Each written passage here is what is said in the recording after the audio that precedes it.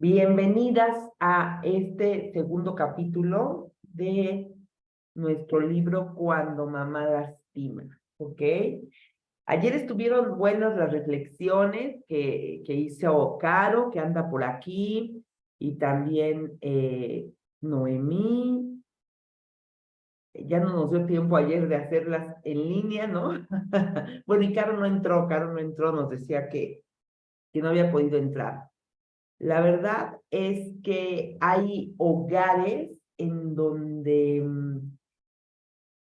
eso es como pues sí, como un matriarcado, ¿no? Las mamás son las que llevan la batuta y son mujeres que tienen su masculino muy elevado, mujeres fuertes, mujeres que a lo mejor son vulnerables, pero ocultan, ¿no? Esa vulnerabilidad, porque en algún momento también ellas en su niñez se vieron obligadas a reprimir esas emociones. Entonces, les cuesta mucho trabajo. Aquí Caro describía, ¿no? Esa parte de cómo su mamá también eh, no lloras, tú no le ruegas a nadie, a ti te buscan, tú no buscas. Ayer reflexionaba en esto y dije, mañana se los voy a compartir. No es realmente, o sea, esas mujeres también, como lo vimos en el relato de ayer, hacen acciones encaminadas a crear hijos fuertes también. ¿Ok? En este caso, por ejemplo, con a Caro, lo que le inculcaron, no busques, o sea, que te busquen a ti, bueno, pues definitivamente no es que sea algo malo, pero me llamó mucho la atención que Caro puso, dejé pasar muchas relaciones en la vida por ese pensamiento. Fíjense, nosotros como padres, y ahora ustedes ya lo deben de ver, las que son mamás, la maternidad como que te desarrolla un sexto sentido, ¿no? Como que eres capaz de identificar cosas por la experiencia que tienes que tus hijos no ven. Esta historia ya se las he platicado, algunos ya la saben, de mi mamá y el novio que quedó en coma, ¿no? Y que mi mamá no me avisó. Mi mamá, evidentemente, ese chico no lo consideraba lo mejor para mí, porque quería que yo tenía 17 años, mi mamá quería que yo estudiara, o sea, obviamente mi mamá tenía sus expectativas con respecto a la vida que ella quería que yo viviera. Entonces, pues ese chico realmente no entraba en el patrón. ¿Quiénes no entraban en el patrón? Quienes no tenían una carrera, o sea, que no eran jóvenes que estuvieran estudiando, que su familia pues más o menos se viera decente, decía mi mamá, y que era una familia decente, pues que se expresaran bien, que el papá y la mamá no se vieran tan nacacios, ¿no? Palabras de mi mamá, te lo juro. Bueno, pues este chico rompía con todo eso, ¿no? Sus papis, en paz descanse, pues personas muy sencillas, pero además sí, así como eh, pues diferente a lo que mi mamá quería. Entonces, bueno, pues ya se encargó ella ahí de hacer sus malabares para que hubiera un rompimiento y sin retorno. Bueno, pero el punto es que obvio a los 17 se me rompió el corazón, todo un drama, ya saben todas esas cosas de el primer desencuentro amoroso, ¿no?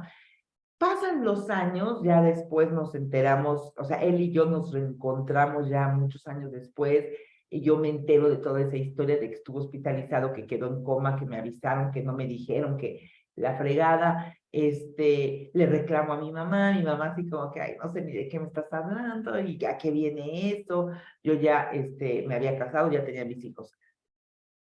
Pero el punto medular es que este chico seguía siendo, o sea, más bien cumplió con lo que mi mamá había vaticinado que iba a suceder.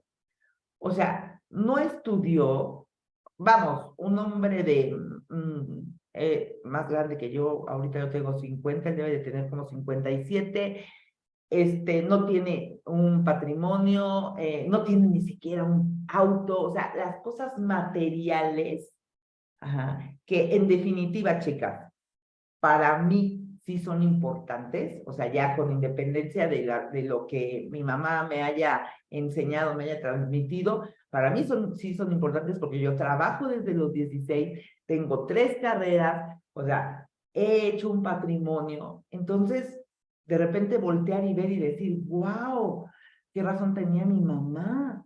O sea, yo no sé qué hubiera pasado si este chico y yo nos hubiéramos casado, o sea, la verdad, no lo sé, pero la vida demostró que realmente él no tenía ese ímpetu, ¿no? Esas ganas de hacer más cosas. Entonces, a veces, por eso les digo, los papás tienen como un sexto sentido con base en esa experiencia y en todo lo que han vivido. Entonces, eh, no podemos saber, en este caso, ¿no? De Caro, dejé pasar muchas relaciones en mi vida, pero ¿qué tanto es válido no rogarle cuando no te buscan? Porque ahora ese es un problema en las relaciones, ¿no? En este ciclo.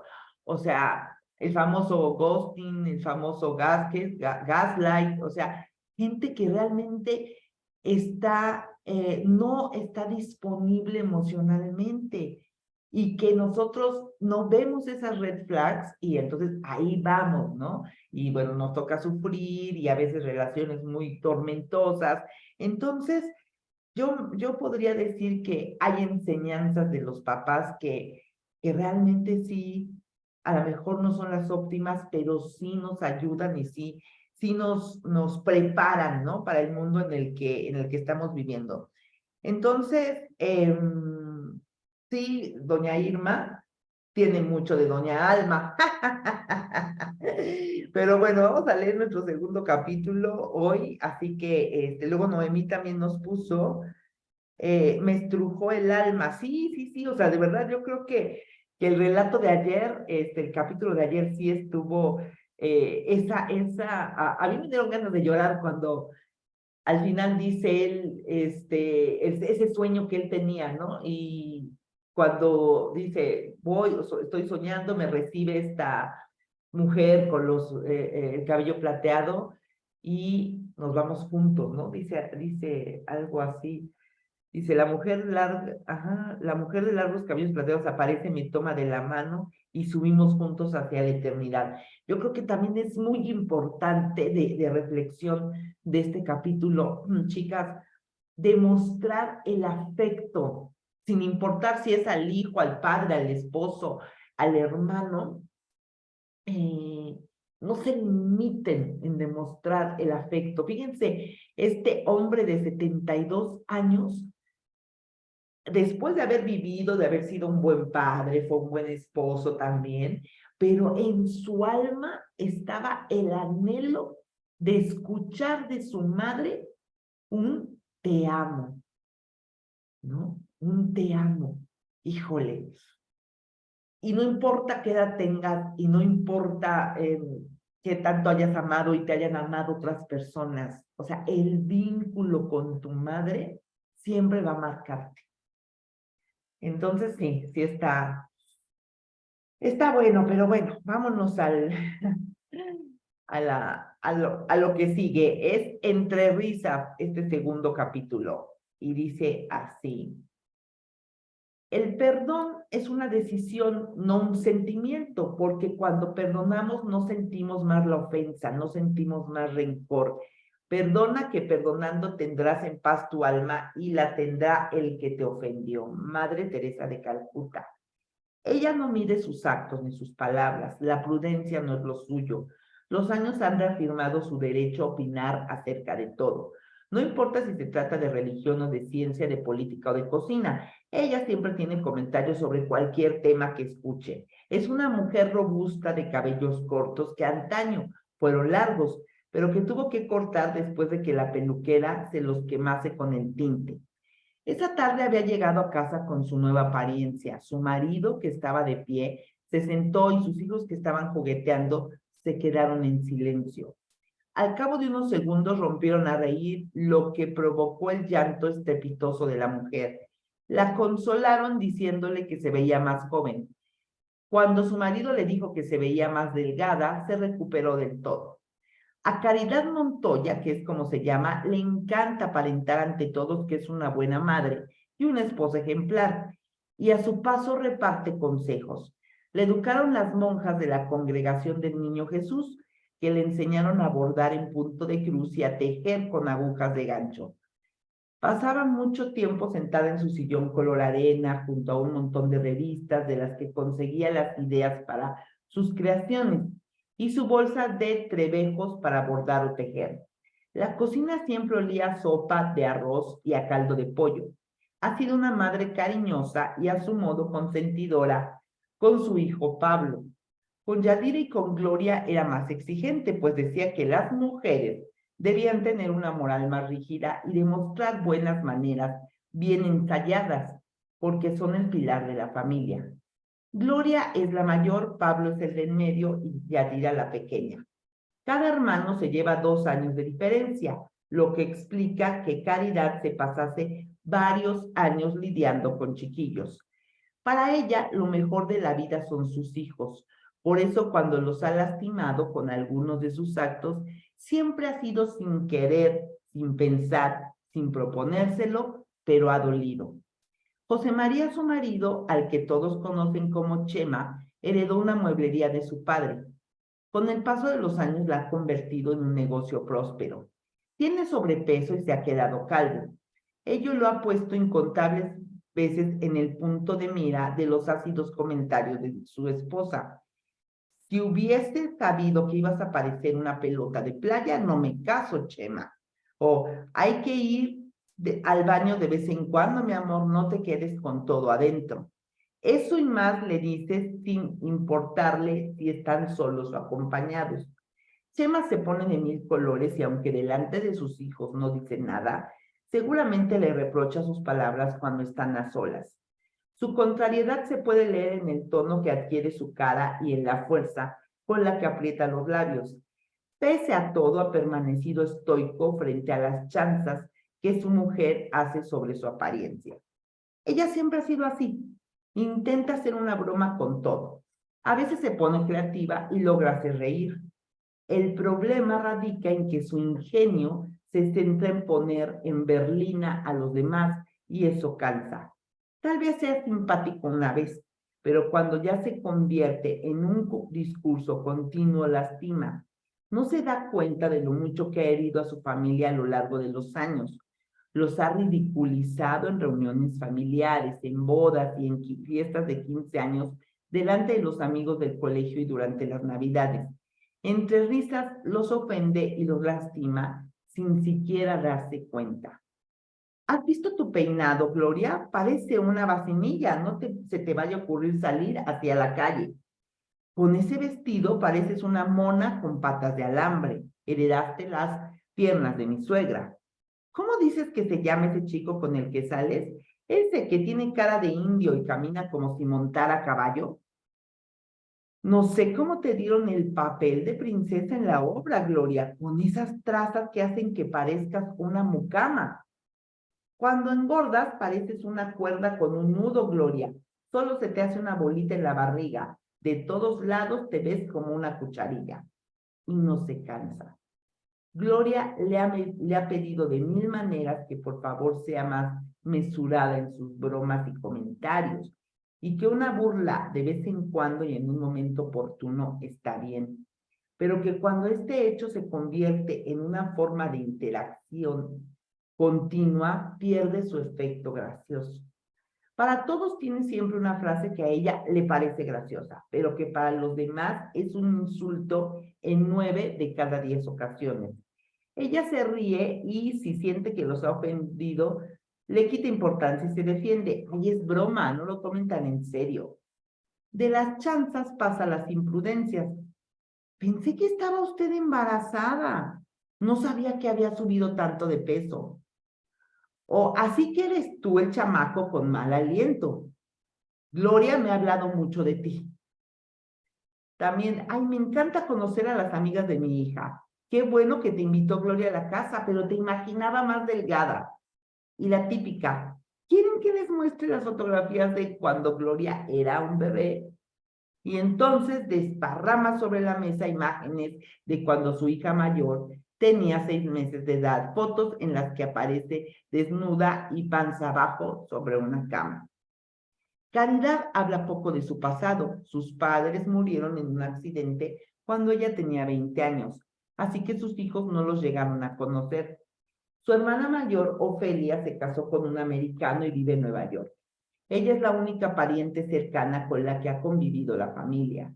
A los 23 años se casó con Chema, después de un breve noviazgo de 6 meses. Y a pesar de todo forman una pareja estable, un matrimonio donde pesa más lo dulce que lo amargo. Así es ella, exagerada en el hablar, alegre y entusiasta, bromista e imprudente. Ahora su hija Gloria también es madre. Hace 5 años que se casó con Gustavo, su novio de la universidad. Son padres de 2 hermosas hijas, Flor de 4 años y Fabiana de 2. Dirigen juntos un despacho de contabilidad y luchan por cumplir sus sueños. Desde que tiene una familia, ha tratado de quedarse solo con lo bueno de su adorada madre, con su carácter alegre y optimismo continuo, pero es cuidadosa cuando habla de Gustavo y de las niñas. Tiene miedo que sin darse cuenta y sin querer se sorprenda a sí misma mofándose de sus seres queridos, ofendiéndolos sin pensar en los demás. Le ha pedido a su madre que cuide sus comentarios con sus hijas y su marido, porque tienen una dinámica de comunicación distinta. La broma es oportuna y nunca se ríen a costa de los demás. Ella se ríe y le dice que no se lo tome tan en serio, que lo ha hecho sin querer y que la ama. Creo que de eso se trata este asunto, de perdonar a su madre por todo lo que le ha ofendido sin querer. Se trata de quedarse solo con lo valioso y transformar el dolor en una lección de vida que le enseñe a mejorar, de no sembrar rencores ni sentimientos oscuros, de soltar lo que no te es útil para tener las manos libres y recibir solo aquello que es provechoso. Definitivamente, este último párrafo es el punto central del libro, no solamente del capítulo, del libro, porque ayer cuando iniciamos, les decía yo, ¿no? Con ese texto que les compartí en el grupo de Bendice a tu madre, justo lo que este relato nos dice, ¿no? De la hija, Gloria, toma lo bueno que tiene su mamá y lo que no es tan valioso, lo conviertes en un aprendizaje. Ese es el objetivo, ¿ok? Y ahorita seguramente así como a Caro y a Noemí, a mí incluso, con la lección de ayer y con los demás relatos que vengan, nos van a ir saliendo identificaciones, ¿no? Vamos a empezar a decir, ay, sí, mi mamá hacía esto, o nos vamos a cachar haciéndolo. Por ejemplo, fíjense ahorita esta parte, ¿no? Uno de verdad, sí, han conocido personas así, como Caridad, o sea, o ustedes han llegado en determinado momento a ser así. Yo sí, fíjense. Yo, y el papá de mis hijos me lo ha hecho ver.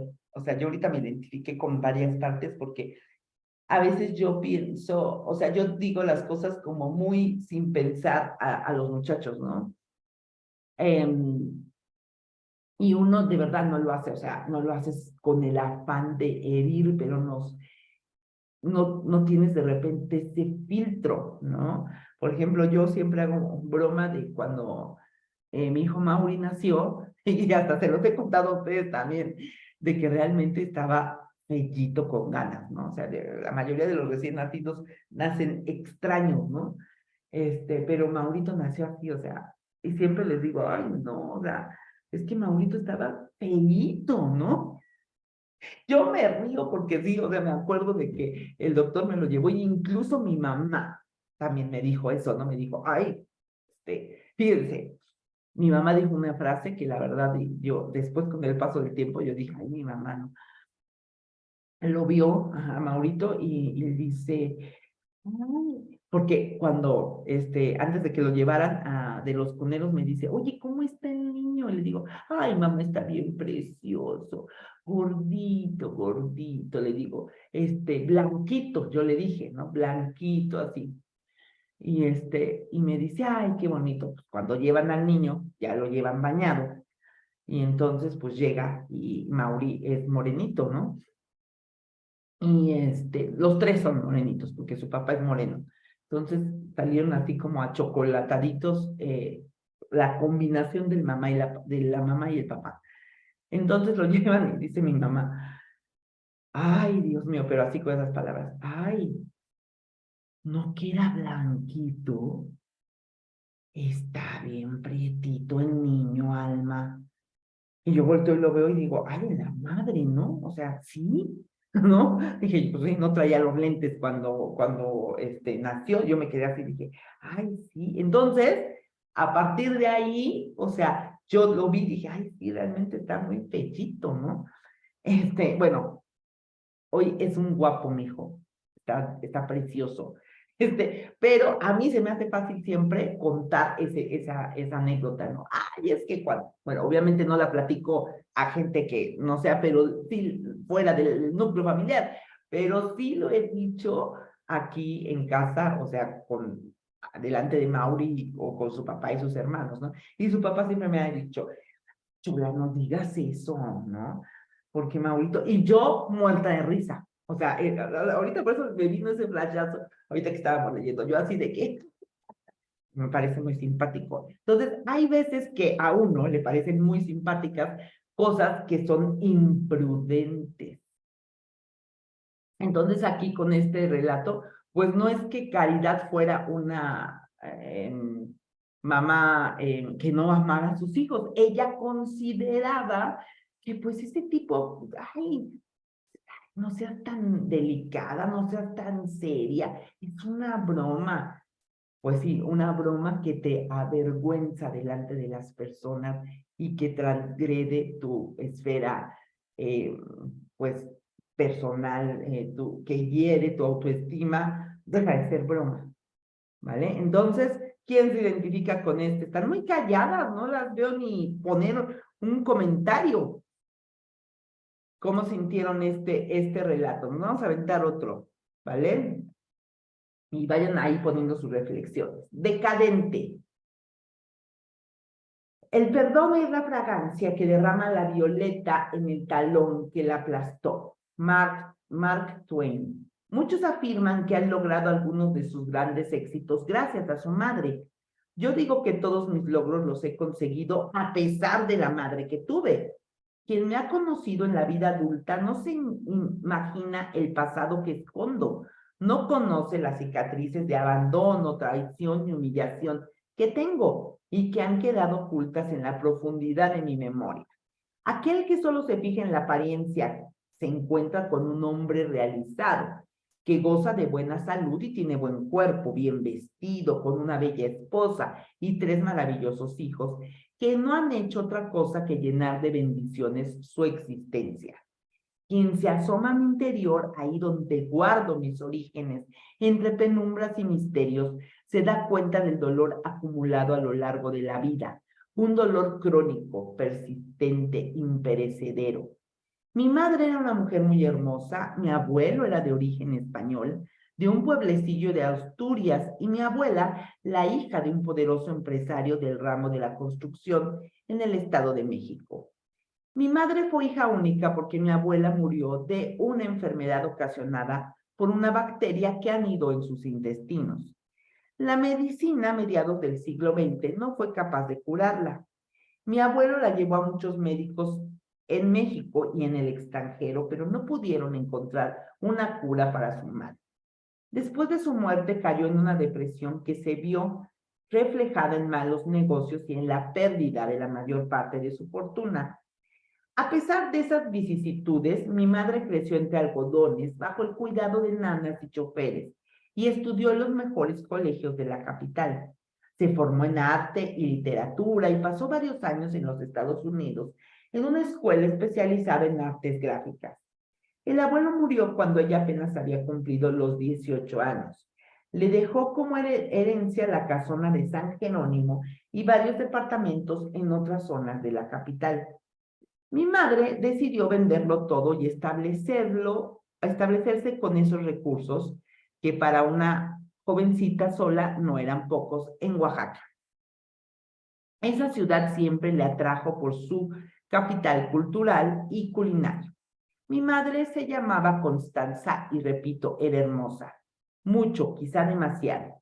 Medía 1,80 m de estatura, uy, muy alta, y era de cintura estrecha, con largas piernas que emergían de una cadera armoniosa.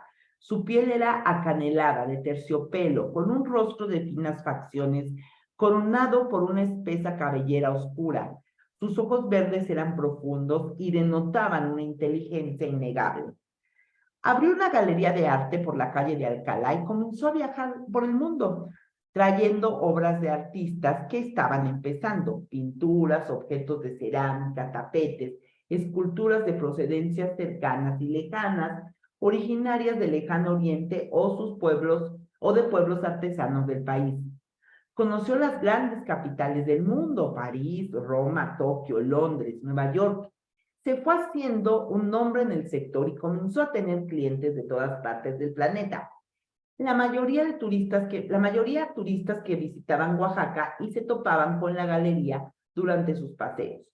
Eran los años 70, tiempo de luces y sombras de efervescencia. Un buen día un amigo la invitó a Huautla a comer hongos con María Sabina, una curandera mazateca que ya gozaba de fama.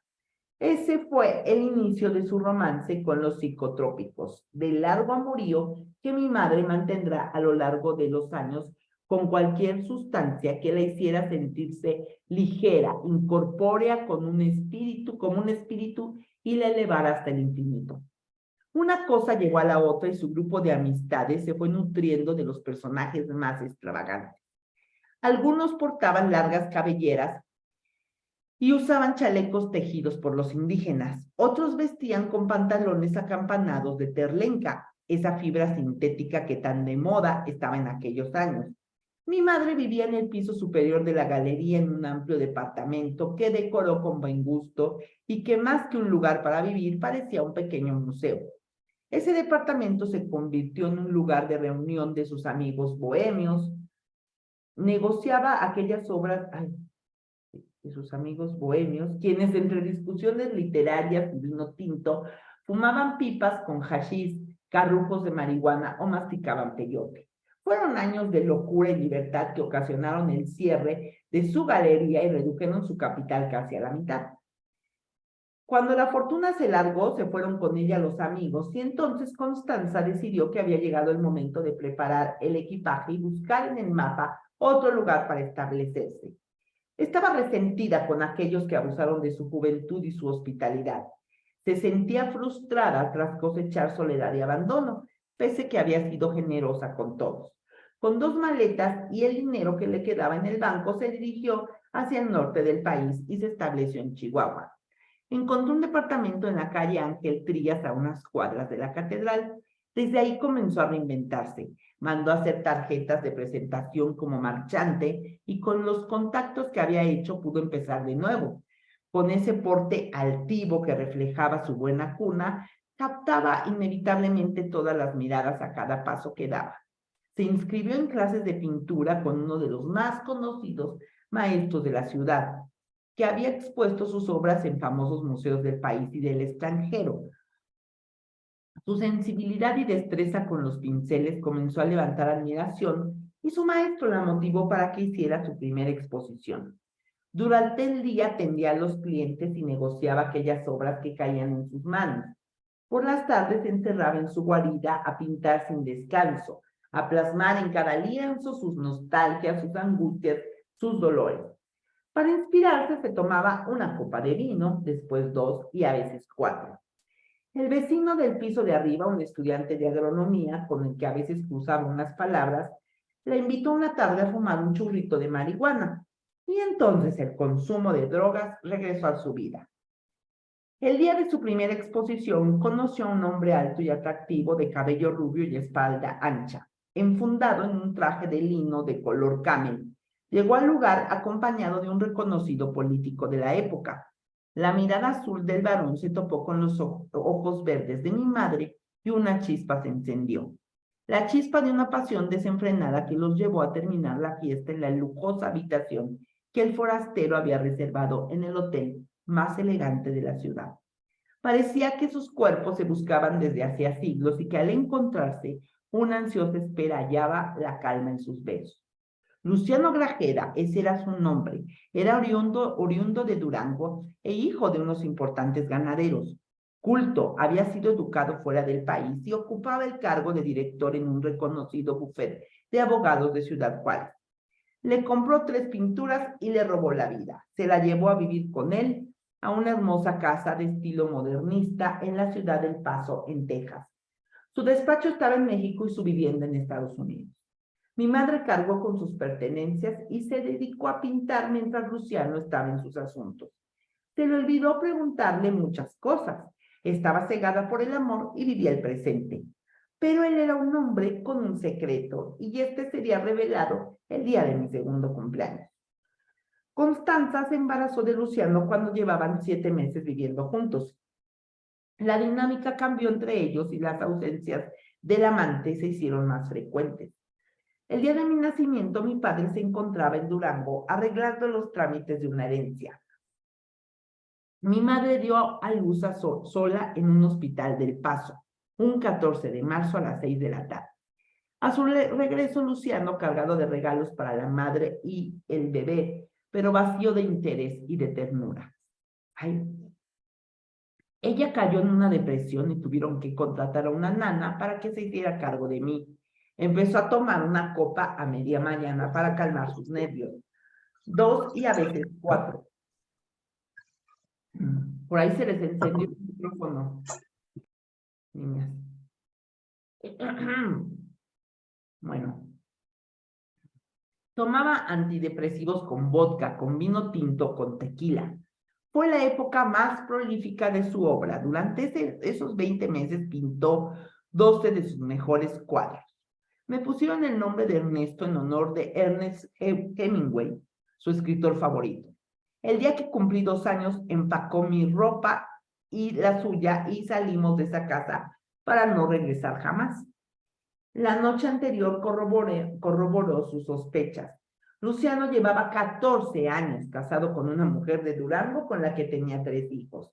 El papel de amante y señora de la casa chica no le interesaba a Constanza y conmigo en brazos buscó otro destino. Nunca volvimos a saber de mi padre, ni ella ni yo. Nunca nos buscó, se lo tragó el olvido. Mi madre se estableció en Cuernavaca y rentó una casita de 2 niveles como antaño. En el nivel superior montó la vivienda y en la planta baja abrió su oficina. Comenzó a promover su obra y la de otros artistas locales. Fue recuperando contactos y su pequeña galería volvió a adquirir renombre. La alta sociedad de la ciudad la recibió con los brazos abiertos, tan bella, tan elegante y fina. Esa hermosa mujer con su adorable bebé. Contrató a Bertila, una mujer de sangre indígena de la Sierra de Guerrero, que se convertiría en mi cariñosa nana, un personaje esencial en mi historia personal. Crecí entre los comentarios ocurrentes de Bertila y viendo desfilar a elegantes personas por la galería de mi madre.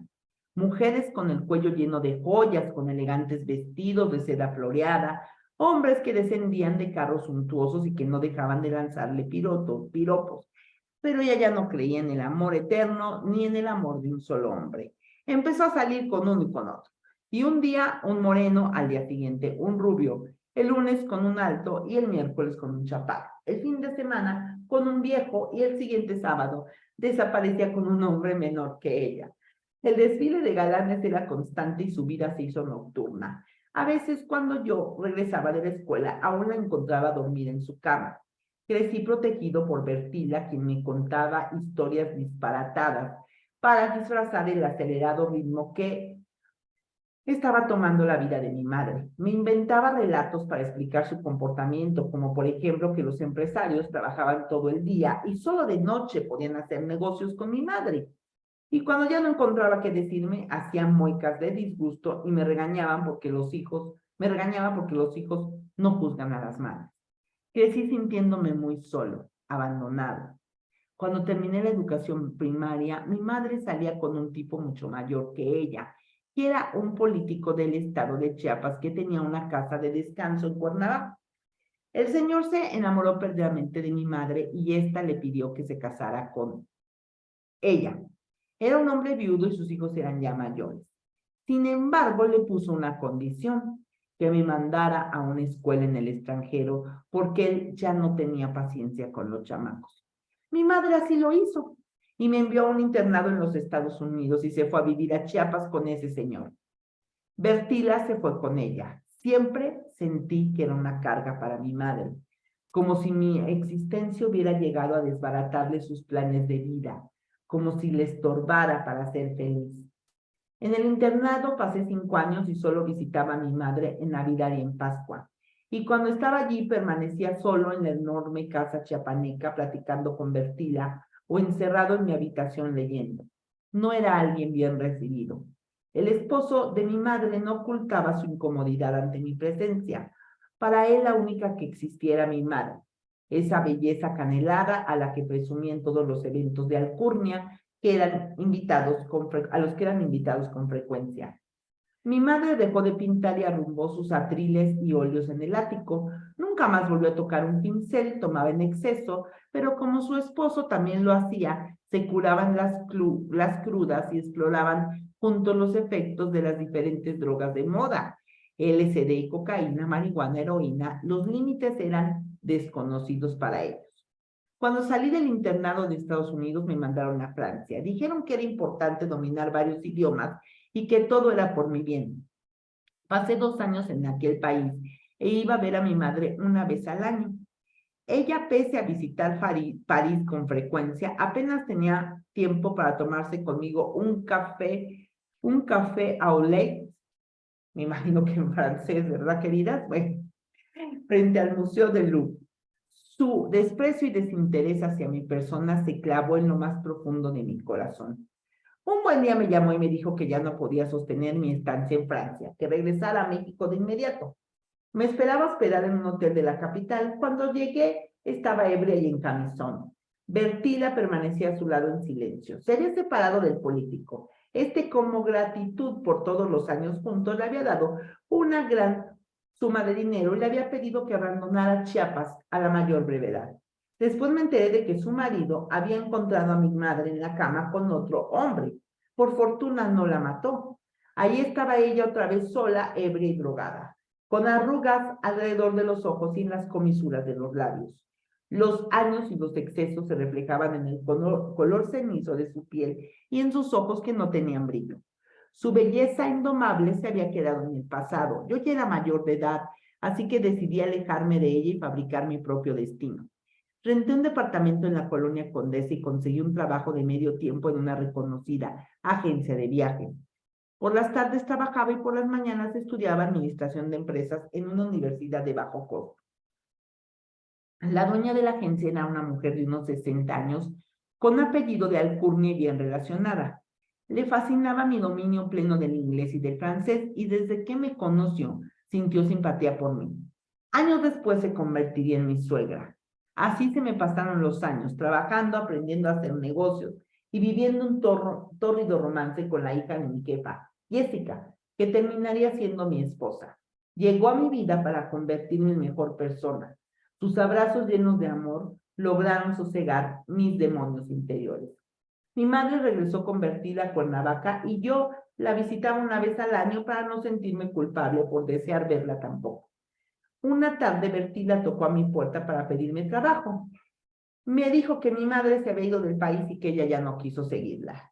Ya estaba vieja y cansada para esos trotes. La recibí con un abrazo lleno de gratitud.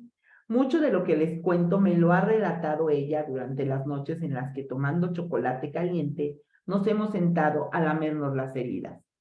Terminé mis estudios, me asocié con mis suegros y levantamos 3 exitosos negocios: una fábrica de calzado deportivo dedicado a la exportación, un restaurante en Polanco y otra agencia de viajes. Me casé con Jessica hace 14 años y tenemos 3 hijos: Ernesto de 12, Daniela de 10 y Benito de 8. Ella se dedica a cuidar de nuestro hogar, jamás le he permitido trabajar. Me da pánico pensar que alguno de mis hijos pueda sentirse abandonado. Esa soledad que yo he padecido. Mi declaración anterior puede resultar egoísta, pero es sincera. Además, siento que Jessica nació para ser mamá y en el ejercicio de su papel como madre, la percibo plena, cubriendo a nuestros hijos con su amor incondicional. Bertina murió hace 6 años después de una larga vida de lealtad y cariño. No solo amó con devoción a mi madre, a la que incluso llamaba en su lecho de muerte, también me quiso a mí y a mi familia de la misma manera. Bertila fue como una abuela para mis niños. Murió sin enterarse de la tragedia. Una mañana de hace 2 años recibí una llamada. Eran unos agentes federales estadounidenses. Después de identificarse, me dijeron que tenía que ir a Nueva York de inmediato. Se trataba de mi madre. Estaba metida en un grave problema y les había dicho que el único familiar que tenía era yo, su hijo. Jessica me convenció porque yo no quería hacerlo. Me debatía entre el rencor y la vergüenza. Se abrieron las heridas que creía cerradas. Encontré a mi madre en un cuarto de paredes grises con una ventana, en una de ellas que parecía conectar esa habitación con otra. Su belleza de antaño se había esfumado, estaba vieja, ojerosa, en extremo delgada y con los brazos llenos de hematomas que revelaban su adicción a la heroína. Debía hacer frente a cargos de robo, prostitución y trata de personas. Válgame Dios. Allí me enteré de lo que había hecho desde que abandonó México. Se había dedicado a la prostitución, a consumir drogas, a consumir su vida de manera ilegal y miserable. La encontré decadente, en completo deterioro. Contraté a un abogado y por su edad y sus dañadas facultades mentales fue confinada de por vida en una institución mental. Ahí pasó los últimos 3 años que le restaban de vida. Una fría mañana de enero la encontraron muerta tirada junto a su cama. Es cruel lo que voy a decir, pero cuando la supe muerta me invadió una profunda paz, como si saberla viva me lastimara, me llenara de angustia de espíritu. Una vez fallecida me sentí liberado de una incómoda carga. Me duele aceptarlo, pero así ha sido. A veces me siento culpable, otras veces liberado. Recorro el camino del perdón buscando consuelo para mis lamentos, la compasión para su recuerdo. Cuando la gente me pregunta sobre mi madre, les cuento la historia que me inventé para poder sobrevivir. Mi madre era una pintora de éxito que enfermó mientras vivía en Nueva York y que murió de pulmonía en un hospital. Les digo que me amó con locura, que siempre estuvimos muy unidos y que la recordaré toda la vida con mucho cariño. La verdadera historia permanece escondida en las entrañas de mis pensamientos, ahí donde el dolor invocaba al perdón durante noches enteras, ahí donde el recuerdo ya no lastima. A pesar de haber tenido una madre así, he podido olvidar sus acciones y construirme un destino diferente. Somos historias y tenemos muchas oportunidades. Cada ser humano decide qué hacer con sus recuerdos dolorosos. Algunos se convierten en personas resentidas y vacías. Otros elegimos el perdón y forjamos un futuro mejor. ¡Guau! ¿No? Estuvo intenso. Herida de abandono, de rechazo, de humillación. Bien lo dijo él en un inicio, las 3 heridas. Obvio, predominante la herida de abandono. Yo siempre he pensado, de verdad, que sin juicio, la maternidad no es para todos. De verdad, pero como lo platicábamos, creo que en alguno de los de los días del poder creador, ¿no? De tu poder creador, la presión social a veces es mucha y a veces, voy a dejar de compartir, a veces es como que, oye, ya tienes tantos años, no te has casado, oye, ya tienes tantos años, ya te casaste y no eres mamá, oye, y a veces traemos hijos al mundo cuando realmente, pues nuestro instinto maternal no es lo que rige nuestra vida, ¿no? Hay mujeres que sí, de verdad, hay mujeres que, como dice él, tal vez como su esposa Jessica, no nacieron para ser mamás, pero hay otras que realmente la maternidad no hace clic en ellas y los que pagan los platos rotos en este caso, pues son los hijos. Evidentemente, en esta vida llena de excesos, ¿no? De constanza, pues el ser mamá, o sea, realmente no era una de sus prioridades. Y si bien yo siempre he estado a favor de que la vida entre tu rol de madre y de mujer debe de estar en balance y nunca debe de estar uno más, o sea, cargado que el otro, pues aquí en este relato nos damos cuenta de que ella vivió la vida que quiso vivir, ¿no? Y la llevó al límite, a los excesos. Entonces, pues, indirectamente todos sus excesos, toda su falta de desconexión, pues la recibió él, ¿no? ¿Cómo se llamaba? No recuerdo el nombre. Pero bueno, la recibió él y ahí fíjense cómo, o sea, estos hombres que han sido los protagonistas, ¿no? Del relato 1 y de trataron de hacer lo mejor con sus vidas y de reparar, no de repetir los patrones, sino de reparar todo lo que había, ¿no? Lo que habían vivido. Raúl, ¿no? En el primer relato y él. También Raúl teniendo a su esposa, dándole todo ese amor, eh, que no recibió de su madre, ¿no? Y este chico que no recuerdo el nombre, bueno, Ernesto, ¿no? Ernesto. Bueno, también, o sea, formando un hogar donde sí me salta esa parte, ¿no? Donde él dice, seguramente ustedes van a sentir eso de, no dejo que trabaje mi esposa, porque tengo miedo de que mis hijos se sientan abandonados. Habría que ver, ¿no? También ahí ya entran otros puntos, hasta qué punto la esposa realmente estaba muy conforme y a gusto, o hasta qué tiempo, ¿no? Porque a lo mejor sus hijos chiquitos y sí me requieren y todo, pero el día de mañana ella también decidía salir a abrirse paso. Pero fíjense cómo nuestros miedos, o sea, de esas generados por esas heridas, nos llevan a tomar decisiones que son muy y que nos relacionamos a través de las heridas emocionales y pues hacemos muchas veces que la pareja pague esos platos rotos, ¿no? Entonces él, no, es que no quiero que trabaje porque no quiero que mis hijos se sientan como yo, pero realmente, ¿qué quiere ella?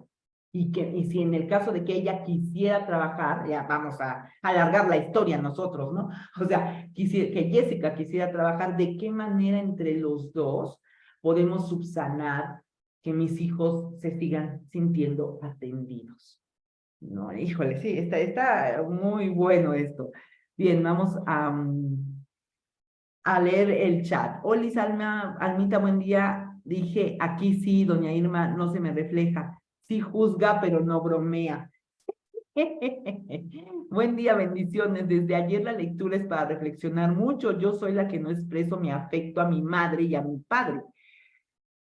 Cuando estaba vivo también me costaba abrazar y besar al igual que a mis hermanos. Ellos sí me demuestran afecto, pero con mis hijos sí lo hago poco, pero lo hago.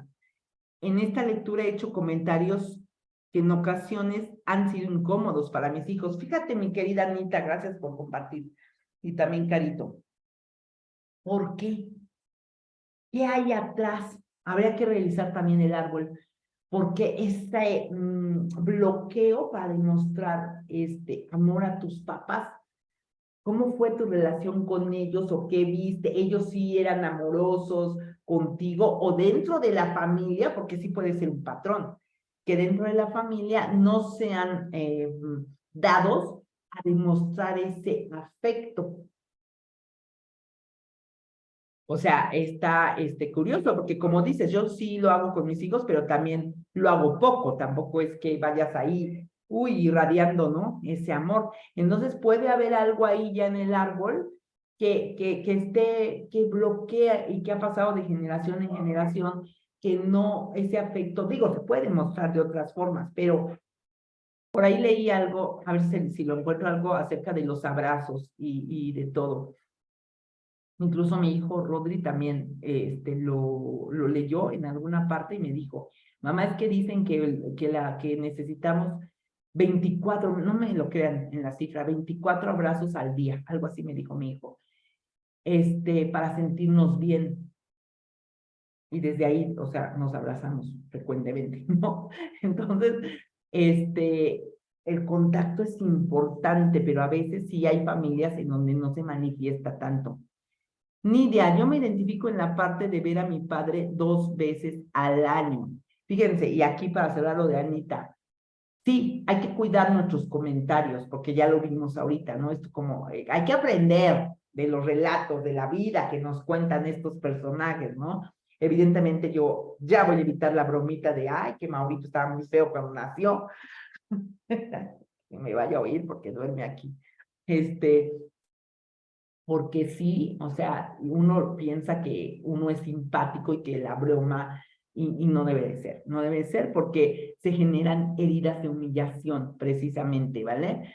Entonces hay que cuidar como, no solamente hacia nuestros hijos, sino a veces hacia, algo que también, fíjense, sí, y sí también mis hijos me lo detectaron, con mi prima, la que estaba en Momentum, que nunca se conectaba, también, o sea, bastante pasadita yo en las cosas, y luego nos uníamos, su hermano y yo, para estarle como haciendo ese bullying, ¿no? Por decirlo, que no es, no es la palabra correcta, porque el bullying se refiere al acoso escolar, pero sí era como nuestro blanco de siempre, o sea, la carrilla, ¿no?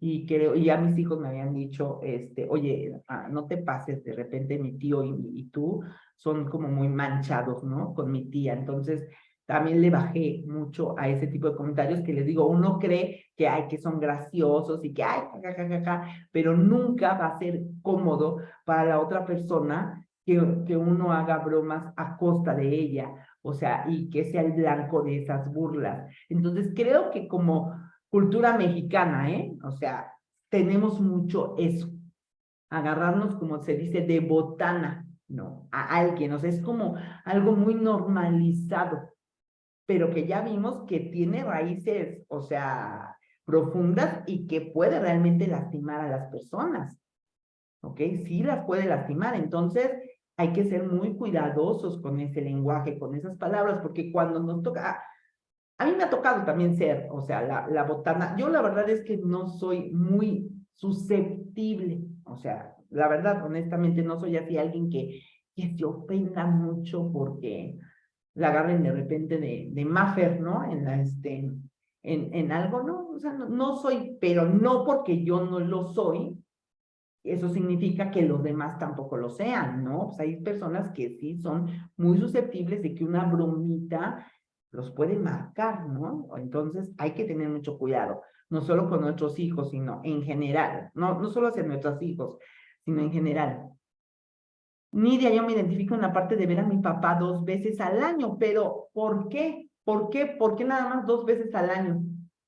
O sea, bueno, digo, a veces puede ser por la distancia, porque vivimos en otra ciudad, pero ¿qué es lo que te hace que no tengas como que tantas ganas, ¿no? Como que, ay, bueno, sí, voy a ver a mi papá, pero cuando me sea posible. Debe de haber ahí una historia. Qué fuerte historia, estoy en shock. Es válido para cualquier mujer decir, no me va a los hijos y que no la vean como maldita. Y son presionadas socialmente. Espero que al final de la historia revelen las heridas de la madre, que sería la razón de sus adicciones. Yo aquí creo, y bueno, a especular, que la mamá, acuérdense que su mamá murió, y lo que sucede cuando hay una muerte repentina de alguno de los padres es que se genera la herida de abandono. Pues, a ver, obviamente tu madre no quería morir ni nada, pero tú como hijo, y también dependiendo de la edad, no entiendes por qué tu mamá, tú solamente entiendes que te dejó, ¿no? O sea, que te dejó, que no está contigo. Entonces, se va generando esa herida de abandono. Luego su papá también muere cuando ella tiene realmente 18 años, que es una edad también muy impresionable. Entonces de ahí yo creo que viene, empieza esa vida como de libertad. Imagínense una joven de 18 años, hermosa, millonaria, porque finalmente el papá todavía le dejó una buena fortuna, le dejó una casona en San Jerónimo y le dejó departamentos en la ciudad. Entonces, imagínense, o sea, por eso vivió ella en diferentes lugares, ¿no? De la República y viajó mucho y todo porque tenía ese poder, esa posición. Entonces, eh, en una época, porque además fueron como los 70, ¿no? Porque todo lo que describe en sus relatos de cuando ella vivió en Oaxaca, pues es como esa onda hippie, ¿no? Que se dio aquí no sé si en toda América, pero en México sí se dio en los años 70. Entonces, mucho desenfreno de esa juventud. De hecho, acuérdense que esto es súper importante, chicos, el contexto temporal, o sea, que lo que decía mi crush, ¿no? Vishen Lakian, o sea, el espacio cultural en el que crecimos. Entonces, esa época precisamente de los hippies, es como la liberación. Acuérdense que es cuando las mujeres empiezan a usar minifaldas, se empiezan a poner pantalones, porque venían de una época de represión donde la mujer ni tenía derecho al voto, la mujer solamente se dedicaba al hogar, era el pilar de la familia, las señoras de bien, ¿no? Que educaban hijas de bien o sea, ustedes vean el reflejo de esta constanza, ¿no? De la vida de ella, años 70, y vean de la vida, no sé, de una mujer de los años 40, 30 años, o sea, revolucionarios, ¿no? Porque las mujeres en los años 40, pues eran, por supuesto, devotas, cosa, reprimidas, muchas ni siquiera estudiaban, porque los que estudiaban eran los varones en la familia. Entonces venían de toda esa represión. Entonces fue una juventud en esos años que realmente vivió muy intensamente toda esta parte también de las adicciones. O sea, la marihuana estaba en todo lo en todo lo que da, ¿no? De moda. Entonces era una mujer que no conocía los límites porque nadie le puso límites, dado que se quedó huérfana a muy temprana edad. Nunca tuvo una figura de autoridad. Digo, ya analizando, ¿no? Este personaje, Constanza, no tuvo una figura de autoridad. Y luego, cuando tiene este primer encuentro con el papá, ¿no? Con el ganadero de Durango, pues viene esa decepción al saber que realmente ella es la amante, ¿no? Ella es la amante. Entonces, de ahí, pues, ahora sí, lo que se pudo haber compuesto su vida, ¿no? Si esa relación no hubiera funcionado, pues esa esperanza se esfuma, porque ahora cierra su corazón, ahora además de las adicciones, empieza a ser promiscua, ¿no? Empieza a tener una vida de libertad sexual desenfrenada, salgo con uno, salgo con otro, me acuesto con 20, ¿no? Y se empieza a perder todo ese respeto. Tan es así que como terminó, de haber sido una belleza, de haber sido todo, pues terminó estando muy maltrecha, ¿no? Entonces, traía ahí una herida de abandono, mucha soledad también, porque no se habla de que haya tenido abuelos él o de que, o sea, no, realmente era una mujer a los 18 años sola en el mundo. En esa época, imagínense, en los 70, pero además con una superventaja, ella tenía dinero y o sea, lo que le daba el dinero era esa seguridad y poder de hacer lo que se le viniera en gana. Por eso empezó a tener una vida de excesos en la adicción a sustancias, alcohol, drogas. Está muy interesante este relato, ¿eh? De verdad está muy bueno. Bueno, entonces yo creo que fue la soledad, o sea, la soledad y esa libertad, ¿no? No tengo a quién rendirle cuentas, puedo hacer de... Cierren sus ojos y experimenten por un momento cómo sería su vida con en esa situación en la que estaba Constanza. 18 años, millonarios, ¿no? Millonarias y, o sea, sin poder, sin problemas económicos, con libertad financiera y solos en el mundo. y en ese contexto, ¿no? Pues bueno, incluso en el contexto actual, ¿cómo sería mi vida? Hay que empezar a conectar así con los personajes. Wow, con esas historias ya está haciendo que la relación que tengo con mi madre no es tan mala. Hasta nos vamos a sentir afortunados. Él trabajaba en provincia y me mandó con mi mamá y mi hermana a la capital para estudiar y lo veía poco. Yo era quien más lo extrañaba. Bueno, fíjense, ahí yo creo que podría ser, en esta historia de Nidia, pues un papá realmente ausente. Entonces, no se generó el vínculo de conexión. Es que, bellas y guapo, que anda mi Obed por aquí, la paternidad y la maternidad no nada más es traer hijos a lo güey al mundo, ¿ok? O sea, es establecer una conexión, pero también lo hemos visto por el contexto pues cultural que se vive en nuestros países.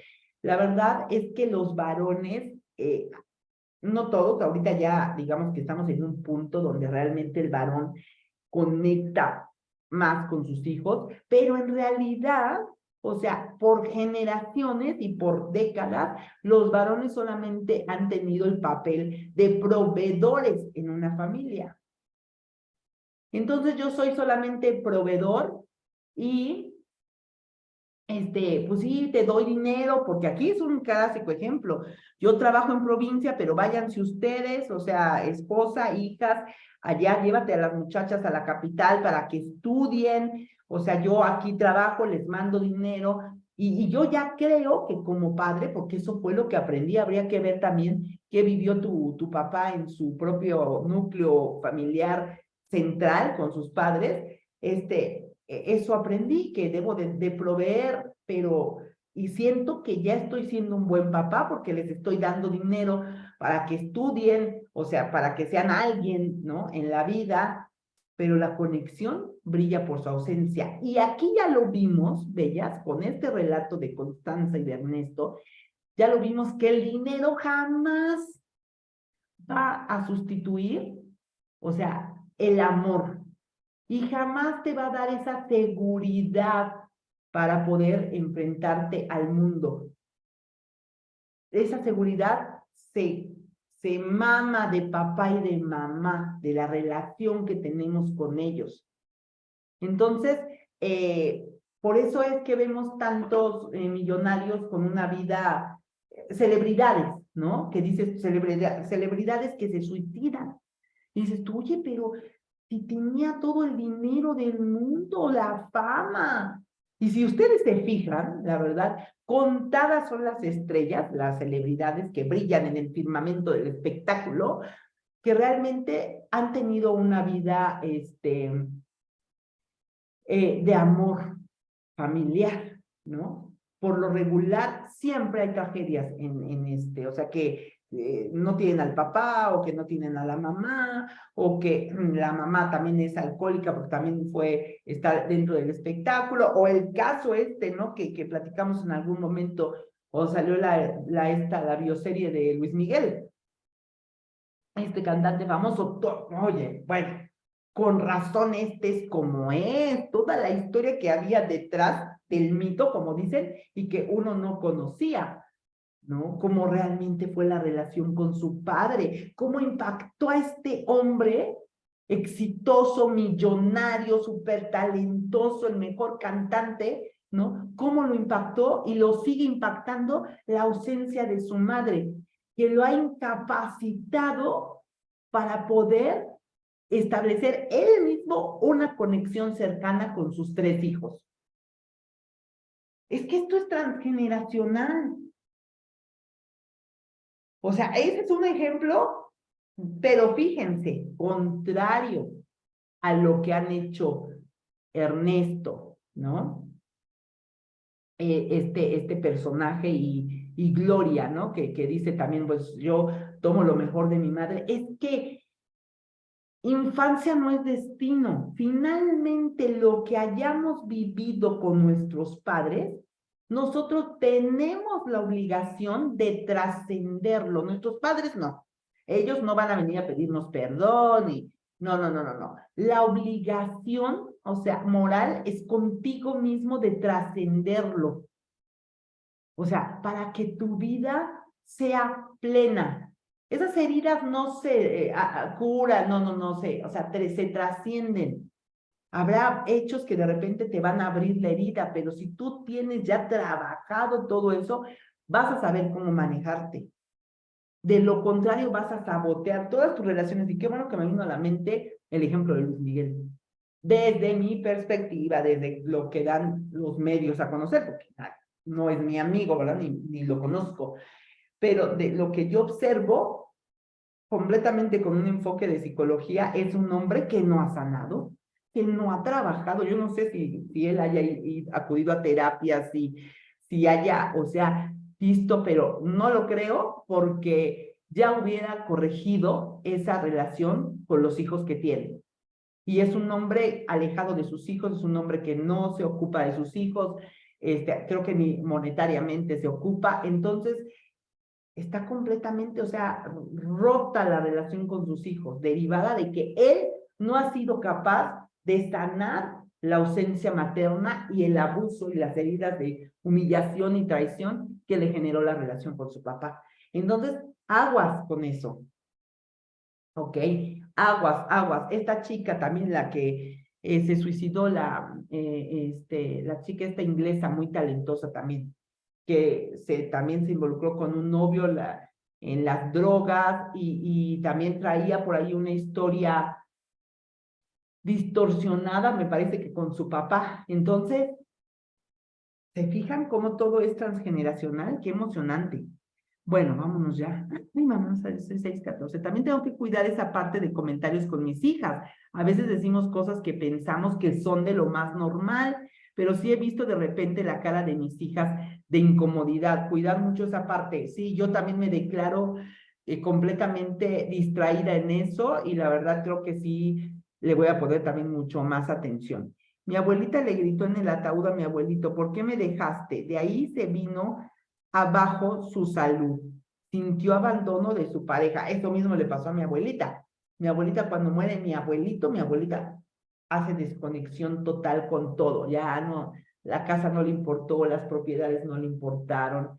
Hay mucho trasfondo tras eso.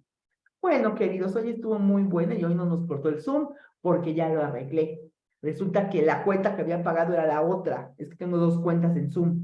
Entonces, un día transmití una clase que di desde la otra cuenta y pagué esta.